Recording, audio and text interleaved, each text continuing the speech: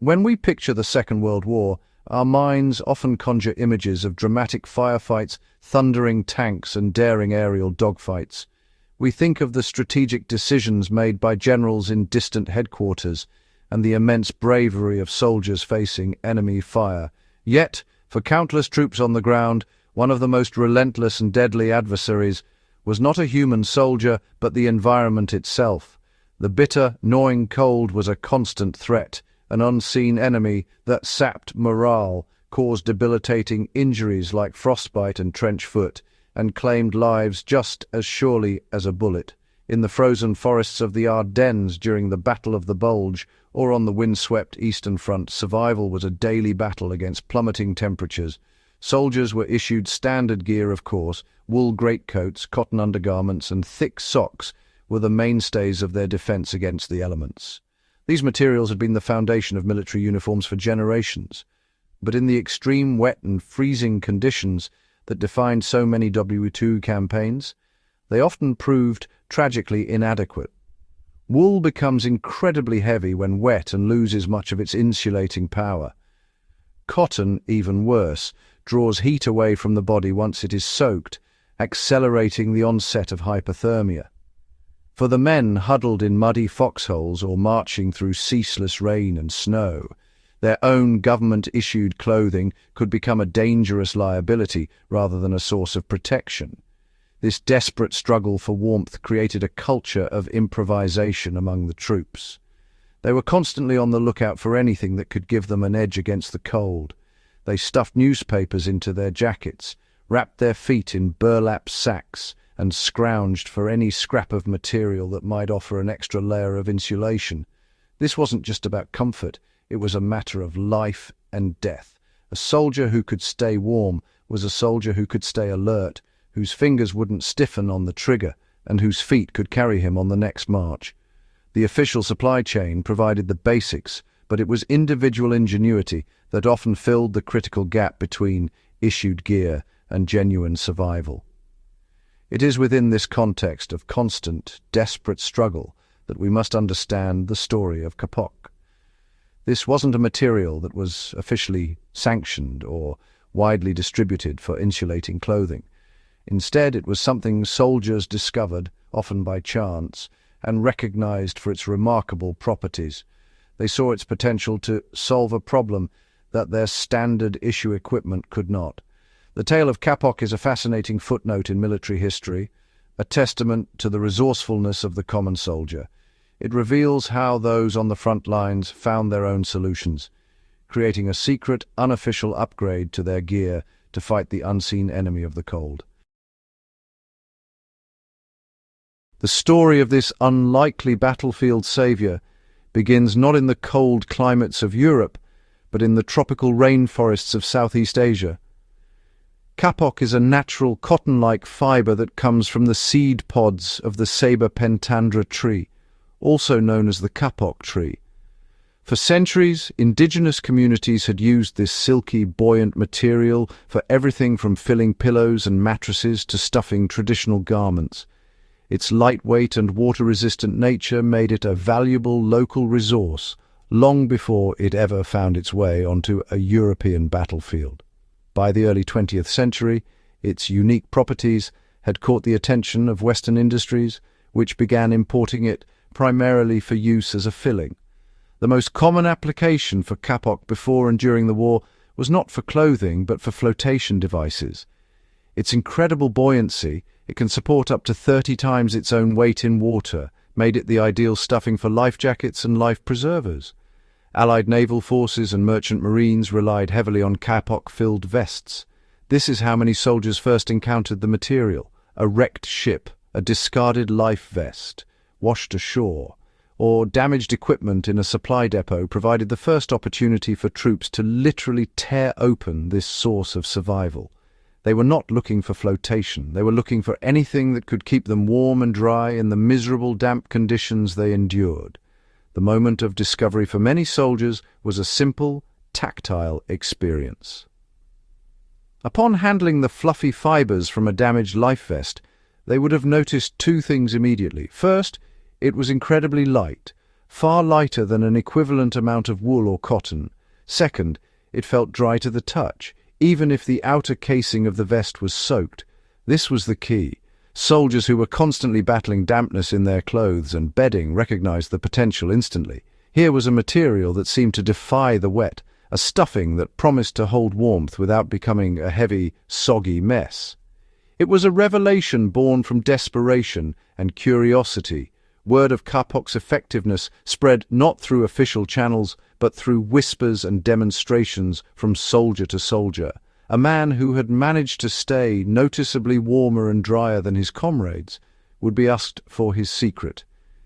He might reveal a jacket lining secretly stuffed with the fluffy fibers, or boots insulated with a precious handful of the material. This grassroots adoption was a quiet rebellion against the inadequacies of their standard gear. Soldiers began to actively seek out kapok, bartering for it or salvaging it from any source they could find. It became a hidden commodity, a secret weapon in their personal war against the elements, passed along the informal network of the front line. The secret to kapok's remarkable performance lies in the microscopic structure of its fibers. If you were to look at a single strand of wool or cotton under a microscope, you would see a relatively solid fiber.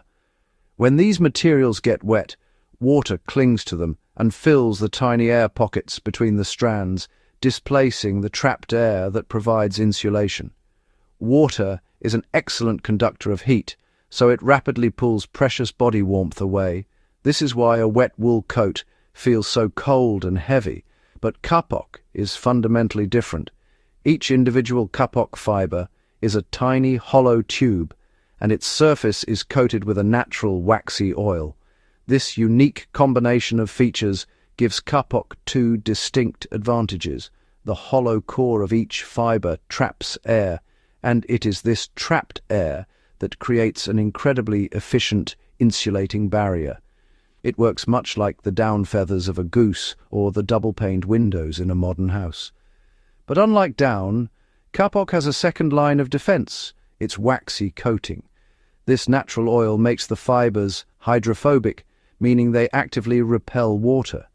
Moisture from rain, snow, or even sweat has a difficult time penetrating the fibers. Instead of becoming saturated, the kapok fluff tends to shed water, allowing it to remain light and keep its air-trapping pockets intact even in damp conditions. When compared directly to the standard issue materials of the era, the difference is stark. Wool, while a decent insulator when dry, loses up to 80% of its insulating value when it becomes wet.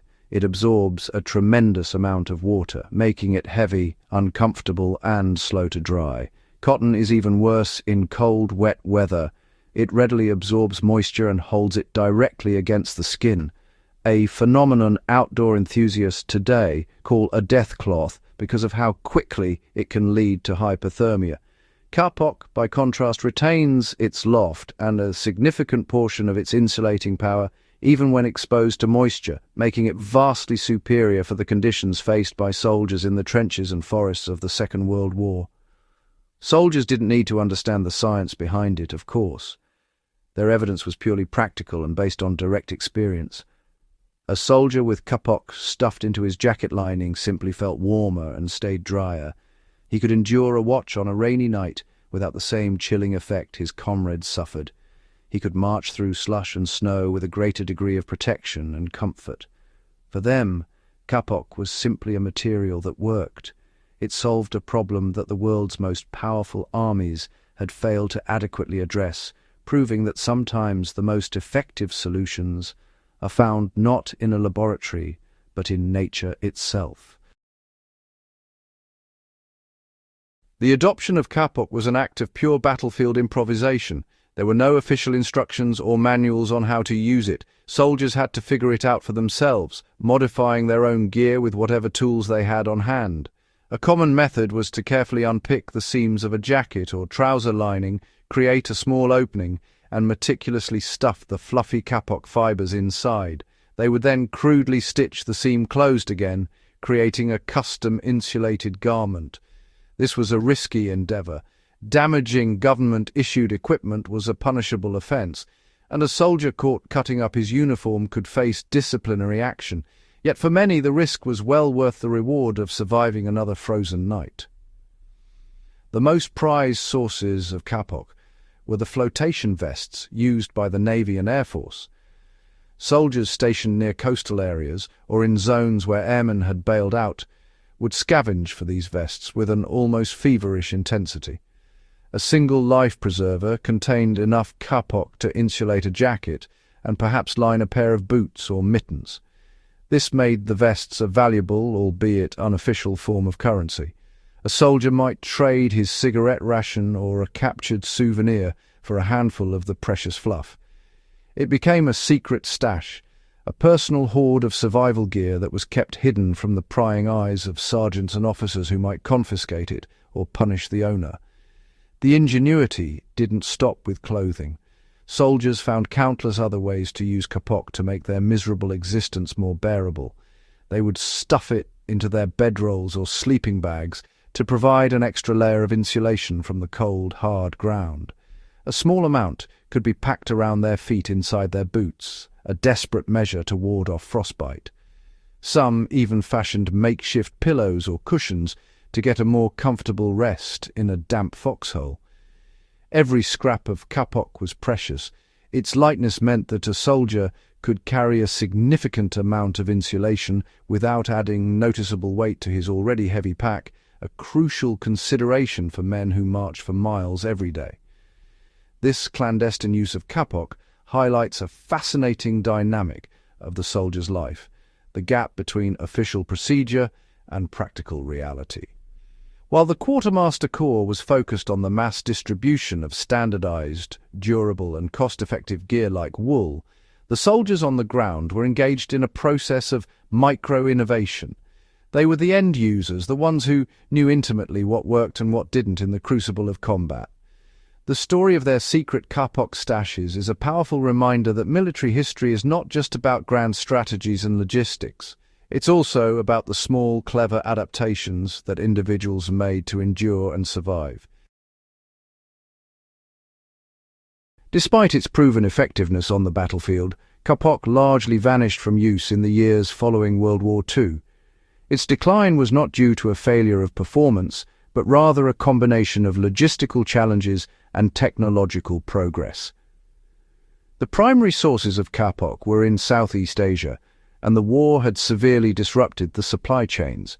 After the war, the rise of synthetic materials offered a compelling alternative. New man-made fibers like nylon and polyester could be mass-produced cheaply and reliably in factories in the United States and Europe. These synthetics promised consistent quality and were not dependent on agricultural cycles or volatile international trade routes. The new synthetic insulators, which would eventually lead to materials like Polar Tech Fleece and Thinsulate, were easier to work with from a manufacturing perspective. Kapok is a loose, fluffy fiber that is difficult to weave into a fabric and was primarily used as a stuffing. Synthetics could be made into uniform bats or woven directly into textiles, simplifying the garment production process. Furthermore, while kapok is water repellent, it is also highly flammable, a significant drawback for both military and civilian applications.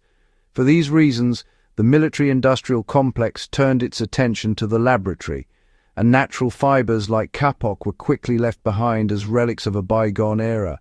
However, the story of kapok is experiencing a quiet resurgence today, both among military historians and in the world of outdoor survival. For historians, it provides a richer, more nuanced understanding of the daily life of the World War II soldier.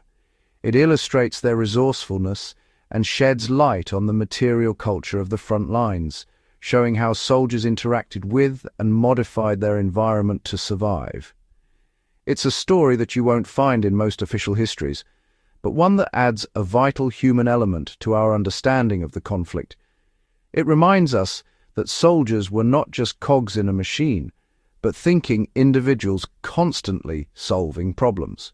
For modern-day survivalists, bushcrafters, and outdoor enthusiasts, kapok remains a relevant and highly effective natural material. It is still harvested and can be purchased online or in specialty stores. Its properties are just as impressive today as they were in 1944. A small, compressed brick of kapok can be carried in a survival kit as excellent tinder, as its waxy coating allows it to catch a spark easily. It can also be used for its original purpose, DIY insulation. One can still stuff a jacket or make an insulated blanket, creating lightweight and effective gear for a fraction of the cost of high-end synthetic alternatives. The story of kapok teaches us a valuable lesson. Sometimes the old ways still have much to offer, and nature often provides solutions that are just as ingenious as anything we can invent.